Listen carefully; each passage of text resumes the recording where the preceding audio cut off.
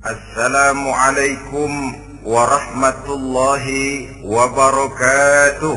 Waalaikumsalam warahmatullahi wabarakatuh.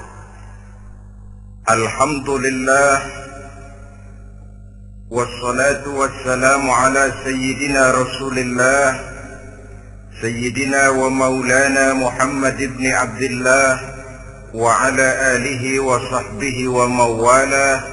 La haula wa la quwwata illa billah, amma ba'd. Bapak-bapak, ibu-ibu, saudara-saudara kaum muslimin rahimakumullah. Sudah menjadi keyakinan dalam kehidupan kita bahwa segala yang ada permulaannya tentu akan ada penghabisannya. Setiap yang punya awal mesti akan punya akhir. Tidak ada keabadian dalam kehidupan dunia ini. Semuanya datang dan pergi silih berganti, berubah oleh pergeseran masa dan pertukaran waktu. Demikianlah kalau kita mau merenungi kehidupan dari alam di sekitar kita. Sejak dari kehidupan tumbuh-tumbuhan, binatang, sampai kepada kehidupan kita, makhluk bernama manusia. Lihatlah kita manusia misalnya. Dimulai sejak kita terlahir ke alam ini, keluar dari alam rahim ibu, menjadi bayi yang merah tidak berdaya, untuk kemudian berangsur meningkat menjadi anak-anak. Dari kehidupan anak-anak berubah lagi kita menjadi remaja dengan segala keceriaan dan kelincahannya, dan dari masa remaja naik lagi kita memasuki usia dewasa, untuk kemudian berangsur memasuki hari tua. Lalu setelah kita memasuki hari tua, sehari, seminggu, sebulan, setahun, sampailah kita kepada batas waktu yang telah ditentukan oleh Allah, yang dinamakan ajal, dan bertemulah kita dengan yang disebut maut. Ini merupakan kepastian dalam kehidupan. Kalau saja kita mau merenung perubahan-perubahan yang terjadi pada diri kita, seharusnya membuat kita insaf dan sadar. Di kala remaja kita begitu lincah, punya rambut yang hitam ikal berderai, punya lesung di pipi, punya senyum yang indah menawan setiap orang yang melihat, punya kulit yang kencang dan bersih. Manakala kita memasuki hari tua, perubahan frontal pun terjadi. Kulit mulai jadi keriput, rambut yang tadinya hitam ikal berderai mulai memutih, nikmat berkurang, gigi yang tadinya utuh dan sanggup mengunyah apa saja, satu demi satu permisi meninggalkan kita. Sangat boleh jadi, dikala remaja kita senyum semua orang terpikat. Dikala hari tua dengan kulit yang keriput dan gigi yang tidak ada lagi, manakala kita senyum, mungkin orang bakal lari dari sekitar kita. Kemana keindahan yang tadinya begitu menawan? Kemana senyum lesung pipit yang tadinya menarik perhatian orang? Pergi meninggalkan kita, berubah oleh pergeseran masa dan pertukaran waktu. Nah, bila maut datang menjemput kita, selesailah kehidupan sampai di situ? Ternyata belum.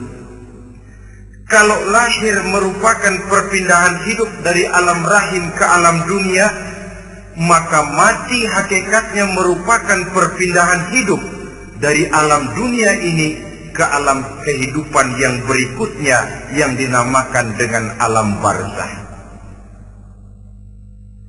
Andai kata hidup cuma sekali, secara moral kita sanggup berkata, alangkah tidak adilnya Tuhan.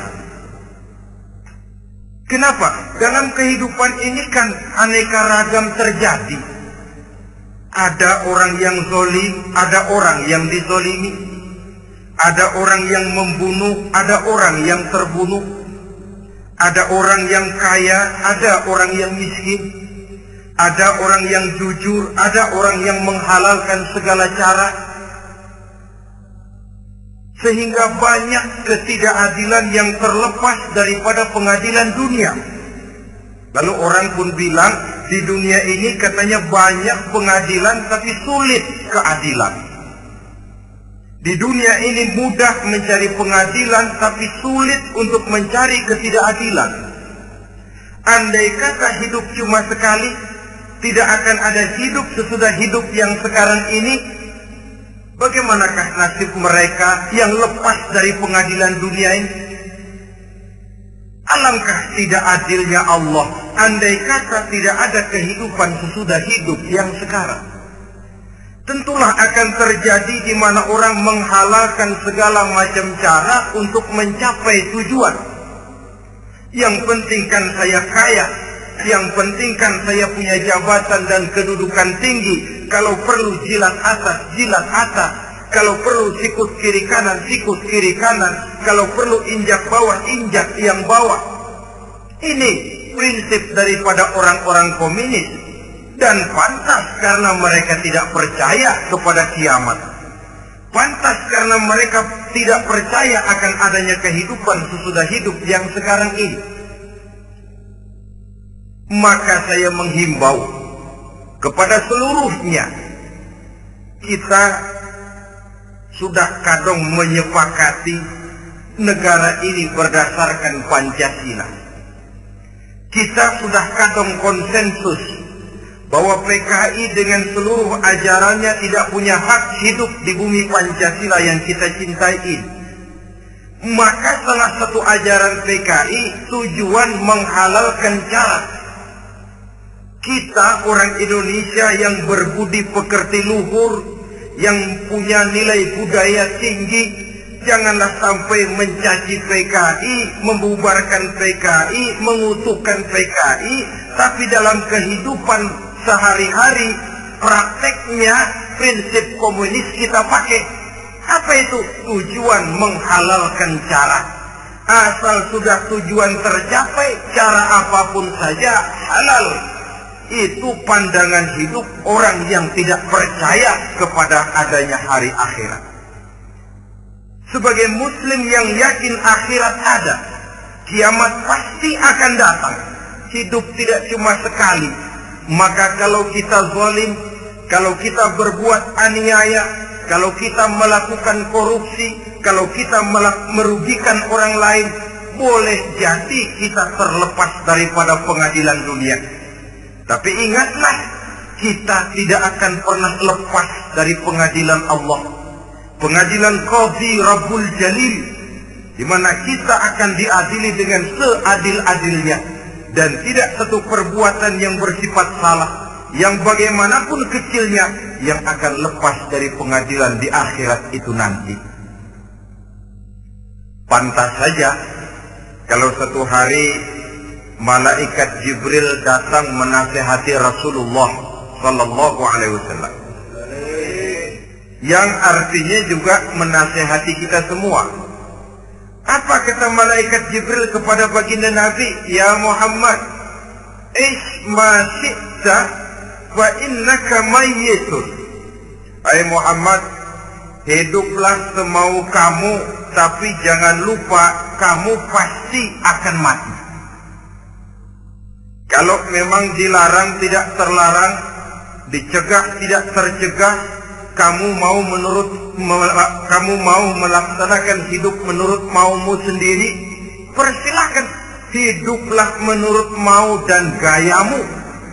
Tapi jangan lupa, fa innaka mayyitun, satu saat kau pasti bakal mati. Dan mati itu bukan akhir dari segalanya. Dia babak baru bagi kehidupan selanjutnya.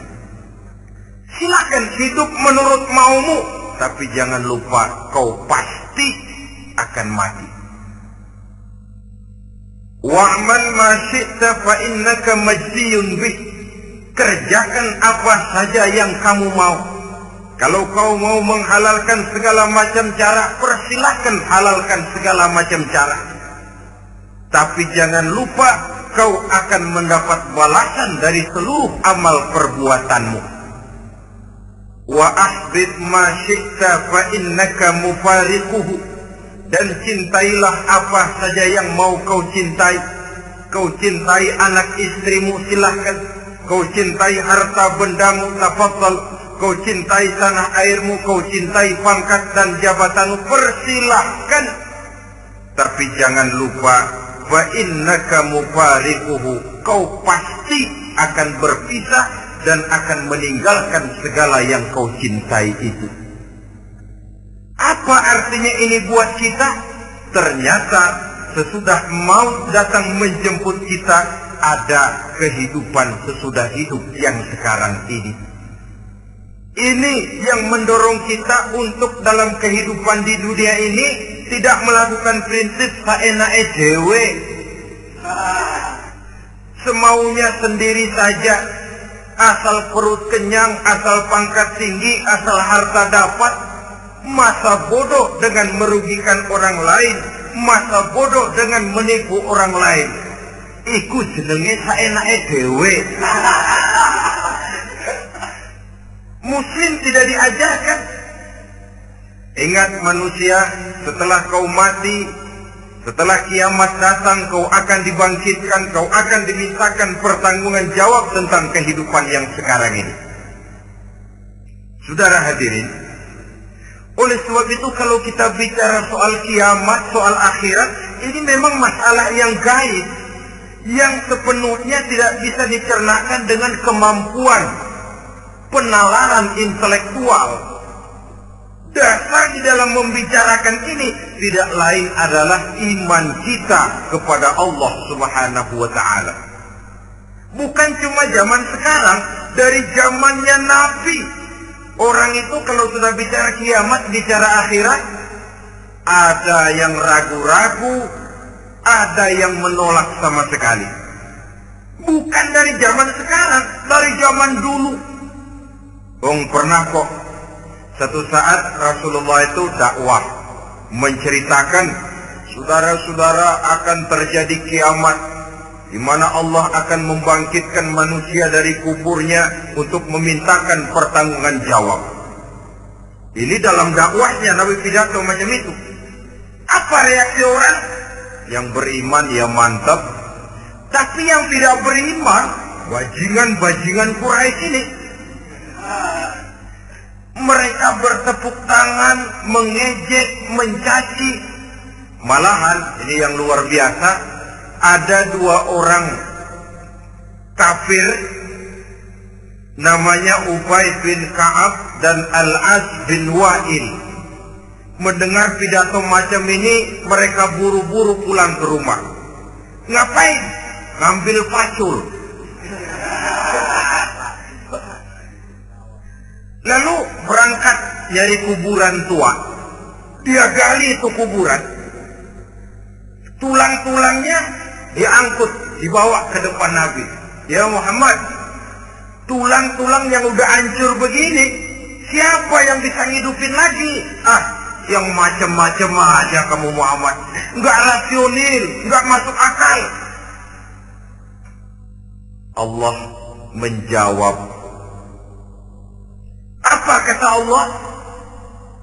وَضَرَبَ لَنَا مَثَلًا وَنَسِيَ خَلْقَهُ قَالَ مَنْ يُحْيِي الْعِظَامَ وَهِيَ رَمِيمٌ قُلْ يُحْيِيهَا الَّذِي أَنْشَأَهَا أَوَّلَ مَرَّةٍ وَهُوَ بِكُلِّ خَلْقٍ عَلِيمٌ.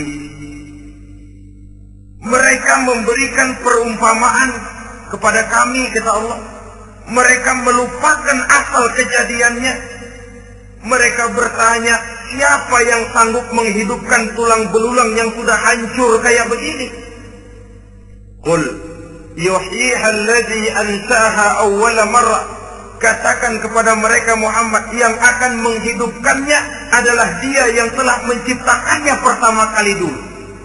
Kalau Dia sanggup menciptakan, Dia tentu lebih sanggup lagi untuk mengembalikan reproduksi ciptaan itu sebagaimana semula. Yang paling kasihan yang ragu-ragu, akhirat itu ada apa enggak sih? Kiamat itu ada apa enggak sih? Lantaran ragu-ragu, terombang-ambing dia antara harapan dan putus asa, antara kenyataan dan idealisme. Ada yang buta sama sekali 100% terhadap keadaan-keadaan sesudah mati. Perhatian mereka hanya tercurah kepada kehidupan sebelum mati. Yang mereka perhatikan siang dan malam tidak lebih daripada urusan